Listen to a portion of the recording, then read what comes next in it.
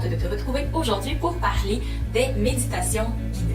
C'est très probablement le type de méditation que la plupart des personnes vont commencer à faire lorsqu'elles veulent se mettre à la méditation. La méditation guidée, c'est très enveloppant, c'est très doux, agréable. Il y a vraiment une notion de se laisser abandonner à travers la méditation, puis de juste être dans la détente et dans le calme et le bien-être. Et c'est très, très agréable d'habitude, ce type de méditation-là. En fait, le but premier d'une méditation guidée, c'est d'induire une émotion ou un état interne que l'on souhaite, en fait. Donc, quand tu vas chercher, par exemple, un type de méditation dans ton moteur de recherche YouTube, par exemple, tu vas écrire une méditation guidée pour plus d'amour de soi, par exemple. Donc, quand tu cliques sur ce type de méditation-là, ce que tu souhaites, c'est induire en toi un état interne d'amour de soi.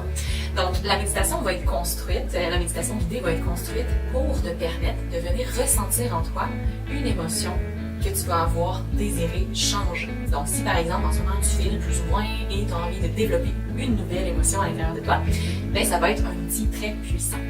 Quand on parle de méditation guidée, on y associe très souvent le terme de la plasticité neuronale liée à l'expérience. Je m'explique, c'est pas si compliqué que ça en fait.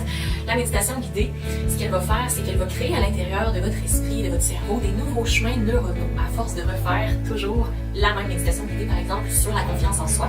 Ça va venir créer à l'intérieur de toi un peu le même chemin que si tu avais vécu l'expérience dans la réalité.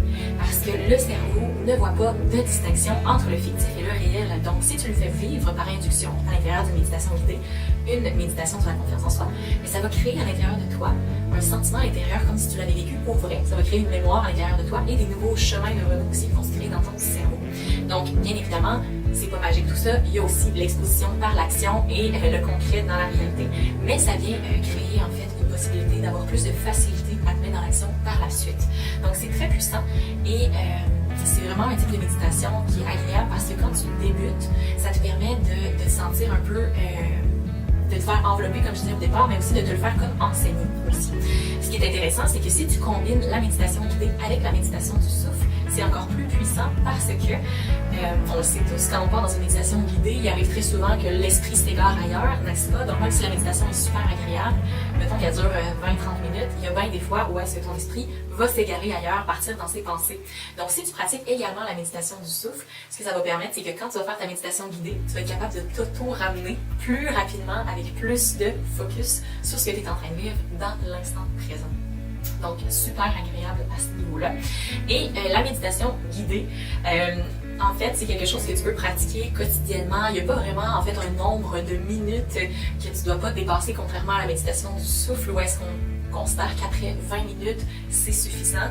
La méditation guidée, il n'y a pas nécessairement, justement, de durée maximale à faire.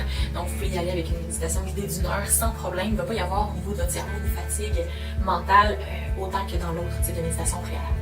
Donc, voilà pour la méditation guidée. À très bientôt!